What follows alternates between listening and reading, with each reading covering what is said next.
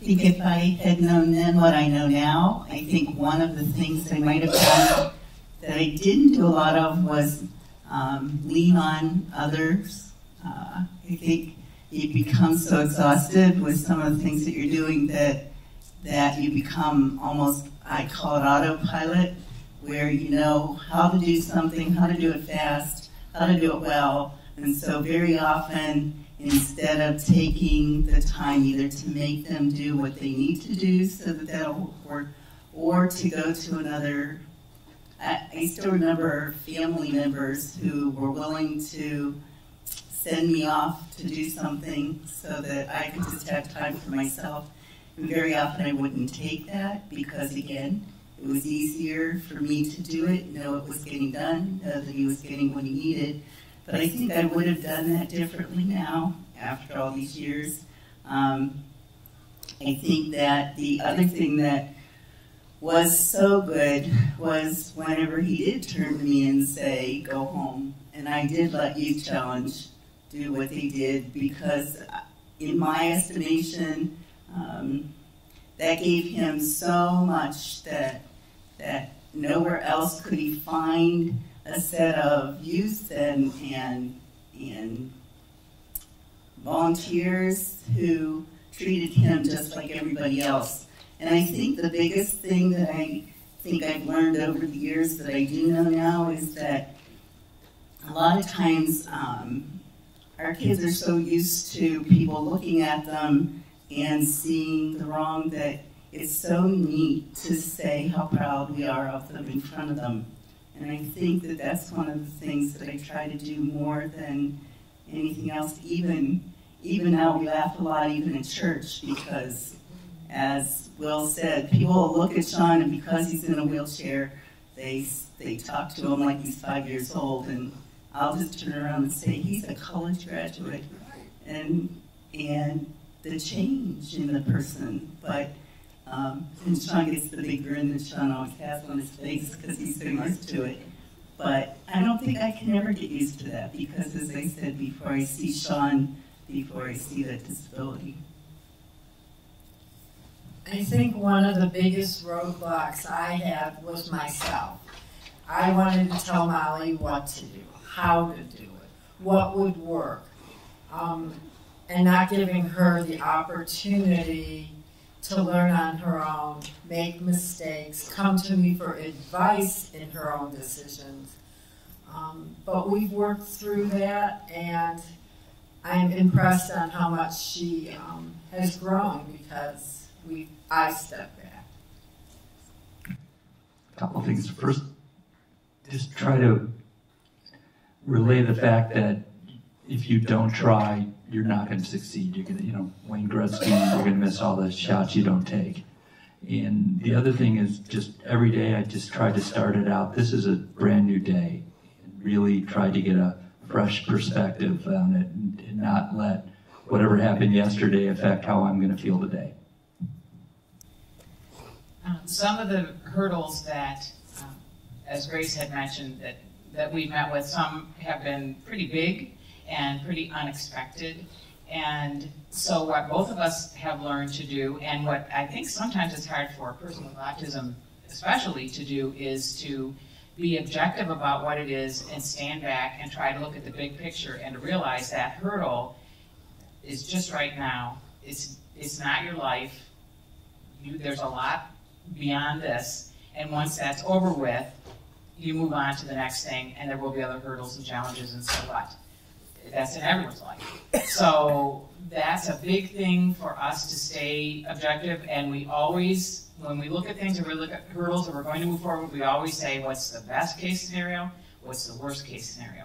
If we know the best thing we'd love to have happen, that's wonderful. If we know the worst thing that can happen, it gives a comfort level to her to say, okay, well, if that's the very worst thing that could happen, it's probably not what's going to happen, so I'm going to be somewhere in between, and I can deal with that, I can live with that, and to keep that objectivity and to keep in mind everything is sort of on a scale for all of us. What we think is going to happen when what happens is just rarely the same thing. So that's one thing.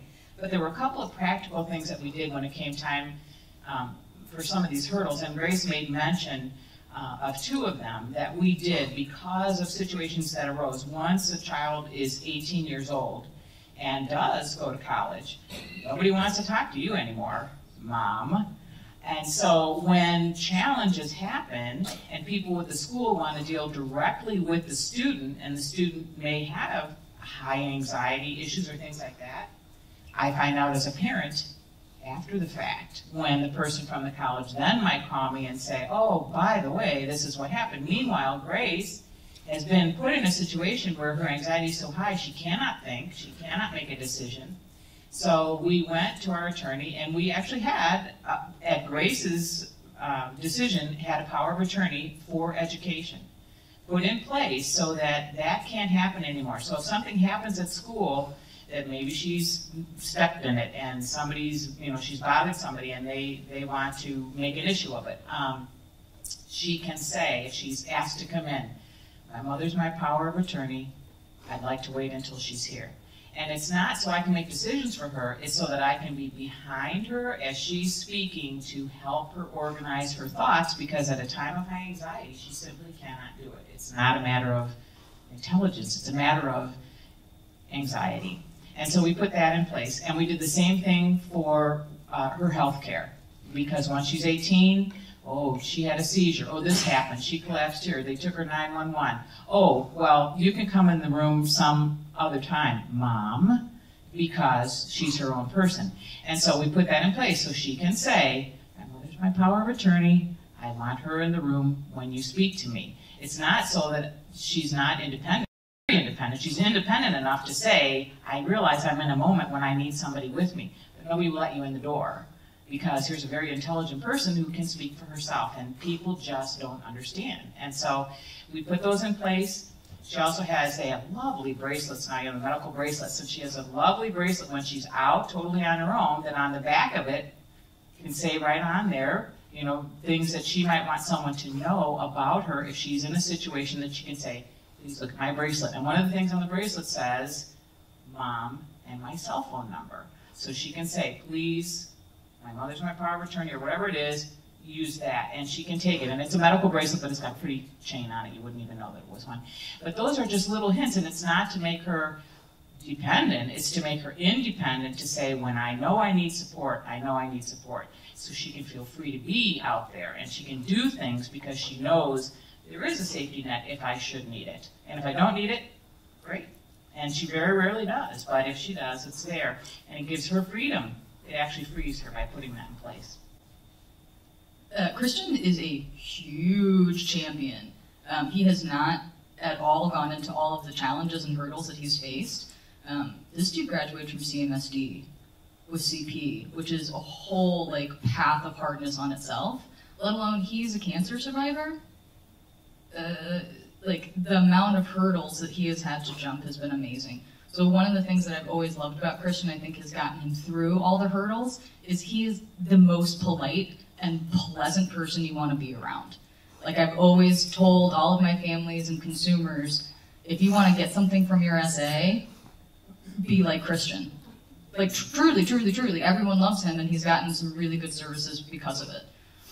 Two, we have a quote that we've said many times over the years about other people that pose as hurdles. If they don't pay your bills, pay them no mind, right? And getting into that philosophy of there are lots of people that are going to try to put you down, discriminate against you for a variety of different things, but recognizing, I think like Will said earlier, those bad people you don't need in your life, and you don't need to pay attention to them. And if they don't pay your bills, pay them no mind.